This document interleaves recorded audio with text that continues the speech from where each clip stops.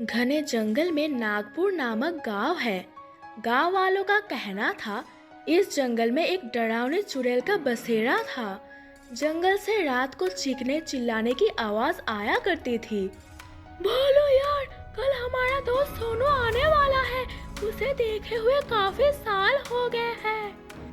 ये तो बहुत ही अच्छी बात सुनाई तुमने। मैं तो कल होने का इंतजार कर रहा हूँ। सोनू गांव में आता है और रामू और भोलू से मिलता है। कैसे हो मेरे मित्रों रामू और भोलू? काफी दिनों बाद तुम्हें देखा है। हाँ, दिन तो काफी हो गए हैं। ये बताओ सोनू, तुम्हारा गांव आना कैसे हुआ? हाँ यार, ये तो मैं बताना ही भूल गया। मैं जंगल में रहने वाले नए जीवों की खोजना में उनके बारे में जानने के लिए गांव जाता हूँ, तो मैंने सोचा क्यों ना अपने ही गांव जाया जाए। ये तो ठीक है सोनू, पर तुम नहीं जानते हमारे गांव का जंगल कितना खतरनाक है। भोलू ठीक कह रहा है सोनू, तुम कोई और गांव देख लो, क्योंकि हमारे जंगल के बारे में तुम नहीं जानते। यार, मुझे भी पता है जंगली जानवर रहते हैं, लेकिन उनसे सुरक्षा के लिए मेरे पास औजार है। जंगली जानवर की बात नहीं है सोनू, बात कुछ और है। क्या बात है? तुम दोनों ठीक ठीक पूरी बात बताओ तो मुझे। इतने में वहाँ भानु काका आ जाते हैं।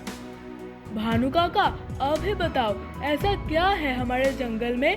बेटा सोनू, बहुत साल पहले कुछ लोग इस जंगल में शिकार के लिए गए थे, लेकिन कभी वापस नहीं लौटे। पुराने बुजुर्ग कहा करते हैं, इस जंगल में एक गुफा है जहाँ चुड़ैल रहती है, जिसके पास नागिन और चुड़ैल दोनों की शक्तियाँ हैं। जो भी उस गुफा के पास जाता है वो उसे मार देती है। क्या काका, अभी इस जमाने में भी इन सब बातों को मानते हो? चुड़ैल वुड़ैल कुछ नहीं होता है, और कल मैं इस जंगल में जाऊंगा, चाहे कोई मेरे साथ आए या ना आए। इतना कहकर सोनू उठकर जाने लगता है। सोनू बेटा सुनो, सुनो तो, सोनू बेटा। सोनू भानु काका की आवाज नहीं सुनता और चला जाता है। भानु काका, अब क्या करें? सोनू तो जंगल जाने की जिद कर रहा है। सोनू को अकेले तो जंगल नहीं जाने दे सकते। सही कहा काका, मैं या फिर भोलू में से कोई उसके साथ जाएगा। नहीं बाबा नहीं, मैं तो नहीं जाऊंगा।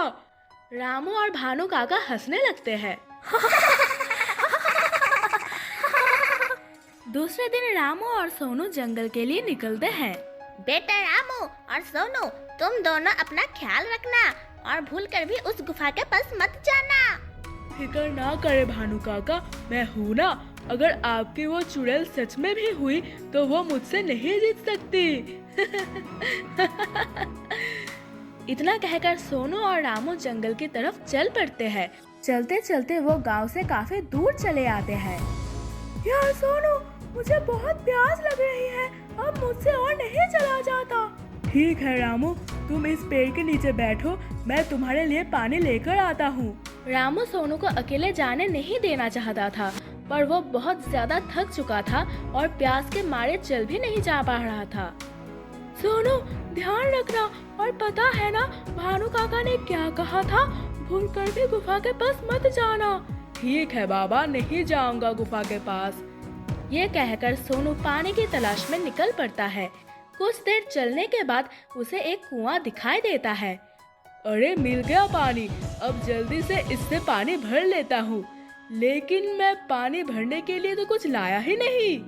तभी उसे सामने गुफा दिखाई देती है।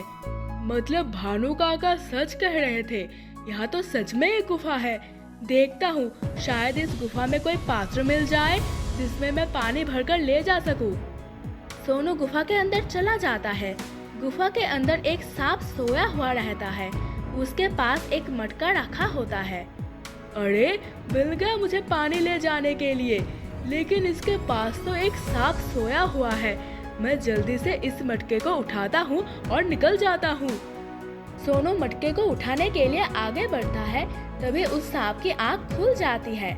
सांप सोनू की तरफ बढ़ता है, तभी सोनू उससे बचने के लिए अपने चाकू को निकालकर उस सांप पर वार कर देता है और वो सांप उस वार से तड़पने लगता है और मर जाता है। अरे ये क्या हो गया मुझसे? मुझे यहाँ से जल्दी भागना चाहिए। सोनू भागने लगता है, तभी वहाँ नागिन चुड़ैल आ जाती है।